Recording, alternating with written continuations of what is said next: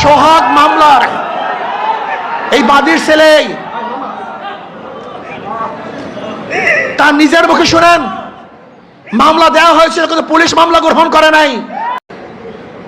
চাঁদা নিলে পুরস্কার, ধরা পড়লে বহিষ্কার, ভাইরাল হলে গ্রেফতার।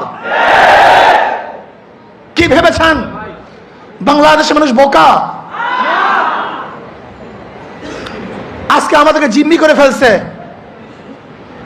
দল এই খুনের দায় দায়িত্ব গ্রহণ করবে না। আমি স্পষ্ট ভাষায় বলতে চাই, এই খুনের দায় দায়িত্ব তারেক জিয়াকে গ্রহণ করতে হবে। এই খুনের দায় দায়িত্ব মির্জা ফখরুলকে গ্রহণ করতে হবে। এই খুনের দায় দায়িত্ব বিএনপিকে গ্রহণ করতে হবে। এই খুনের দায় দায়িত্ব প্রত্যেক প্রশাসন গ্রহণ করতে